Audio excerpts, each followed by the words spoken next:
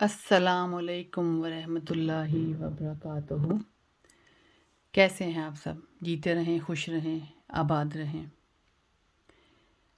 Relationship series के साथ आपकी खिदमत में हाजिर हूँ, शबाना भट्ट, यूके के शहर लीड से, और एपिसोड नंबर 4 है आज।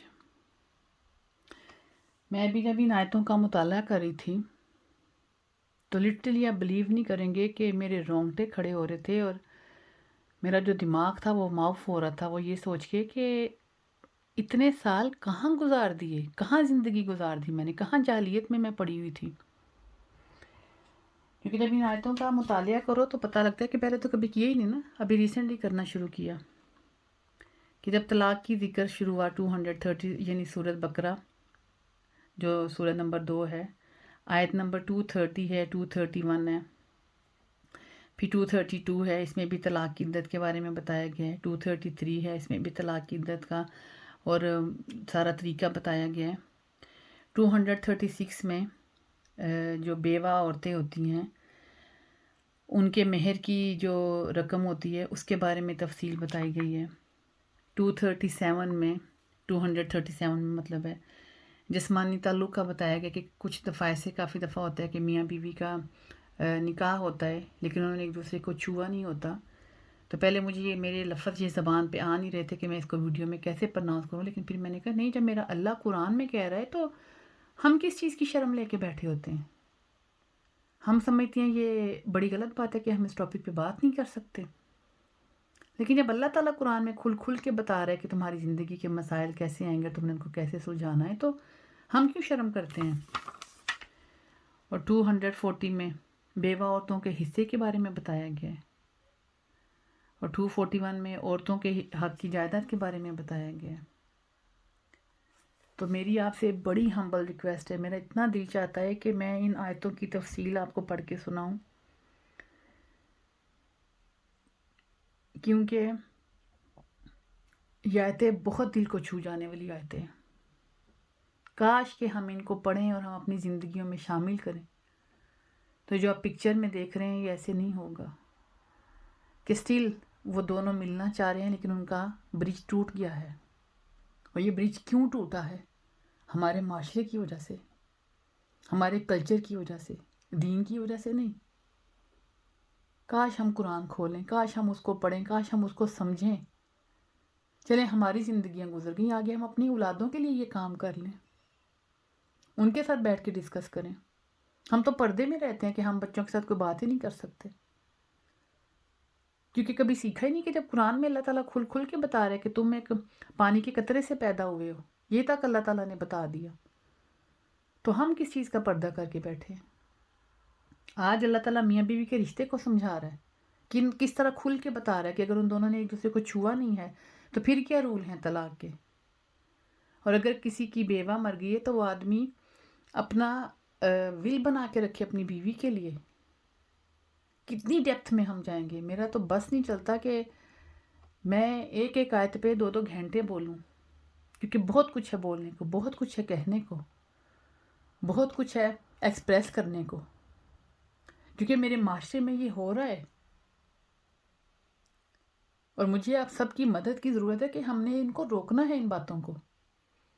ये मेरी पेरेंट्स से रिक्वेस्ट है कि प्लीज़ ये जो आयतों के मैंने नंबर बताए हैं ये सिर्फ इसीलिए बताए हैं कि आप उसको खोलें। और अगर आपके पास कुरान पाक नहीं है तफसीर वाला, तो आप गूगल से सर्च कर सकते हैं, आप यूट्यूब से सर्च कर सकते हैं, कुरान पाक ऑनलाइन अवेलेबल है। तो आयतों के हवाला देने का मतलब ये था कि आप प्लीज़ उनकी तफसील में जाएं। मेरा दिल दहक उठता है मैं जब इस चैप्टर को करती हूँ तो it's very hard topic, very hard, क्योंकि बात नहीं होती इस टॉपिक पे। और जब तक हम मियाँ बीवी के रिलेशनशिप पे बात नहीं करेंगे, आप मुझे बताएं कि हम अपनी औलादों को कैसे सिखा सकते हैं कुछ, कैसे। आजकल ये जो हम यूथ को ब्लेम देते हैं, बच्चों को ब्लेम देते हैं, बच्चों को यानी जो टीनेजर शादियाँ करते हैं थोड़ी उम्र में जाके तलाक कहते हैं हमने लेनी है, तो आपने कभी सोचा है बैठ के माँ बाप ने कि वो ऐसे क्यों कर रहे हैं? इसलिए क्योंकि उनके साथ डिस्कशन नहीं की गई, उनके पास सामने कुरान नहीं खोला गया। ہم نے اپنے بچوں کو کبھی یہ بیٹھ کے بات کی ہے کہ جب تم لوگوں نے اپنا لائف پارٹنر ڈھونڈنا ہے تو اس میں کیا دیکھنا ہے؟ ہم نے جب شادیاں کی، میں نے جب شادی کی، مجھے نہیں پتا تھا کہ میری لائف پارٹنر میں کیا ہونا چاہیے.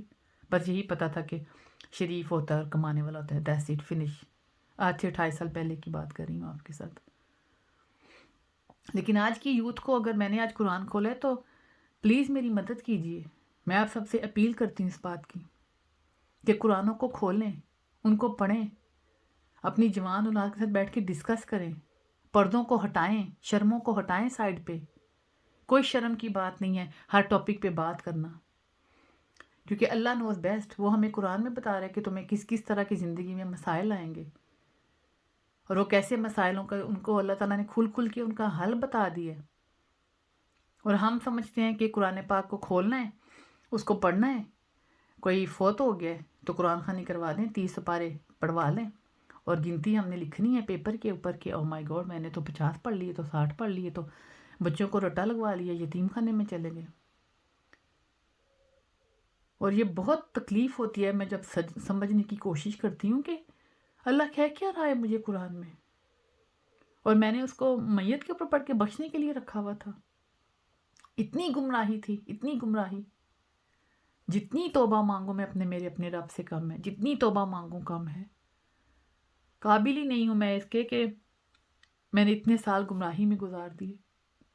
لیکن اپنے رب کی رحمت پہ پورا بھروسہ ہے کہ وہ اپنی غلطیوں کو، جب انسان اپنی غلطی کو مانتا ہے تو وہ معاف کرنے والا ہے، اور انشاءاللہ تعالیٰ وہ معاف کرے گا. تو میری اب سب سے بہت ریکویسٹ ہے، دل سے ریکویسٹ ہے کہ پلیز اپنے اپنے گھروں میں قرآن پاک کھولیے. اور جو باقی میرے بہن بھائی ہیں، کمیونٹی ہیں دوسری، ہندو بھائی، سکھ بہن بھائی، کرسچن، وہ اپنی اپنی کتابیں کھولیں. مجھے یقین ہے کہ جیسے قرآن پاک میں سب باتیں آئی ہیں، ان کی بھی کتابوں میں یہی باتیں ہیں، لیکن ہم نے کبھی پڑھنے کی کوشش ہی نہیں کی. تو بہت ڈھیروں دعائیں آپ سب کے لیے اور میرے اپنے لیے کہ ہم اپنے دماغ کی کھڑکیوں کو کھولیں، دل کی کھڑکیوں کو کھولیں، اور قرآن پاک کو پڑھ کے اپنے اندر روشنیاں لے کے جائیں اس کے لیے، اور وہ روشنی ہم اپنے معاشرے میں پھیلا سکیں. یہ ہماری رسپانسبلٹی ہے. بہت شکریہ آپ کو مجھے سننے کا، لیکن بہت ریکویسٹ اگین کر رہی ہوں کہ پلیز اپنی اولادوں کے ساتھ بات کریں. ہسبینڈ وائف اپنے حالات کو بہتر کرنے کی کوشش کریں. اللہ تعالیٰ ہم سب کو قلب سلیم عطا فرمائے، صحت والی زندگی دے، تندرستی والی زندگی دے، جیتے رہیں، خوش رہیں. ایک نئے غور و فکر کے ساتھ انشاءاللہ تعالیٰ کل آپ کی خدمت میں حاضر ہوں گی. اللہ حافظ.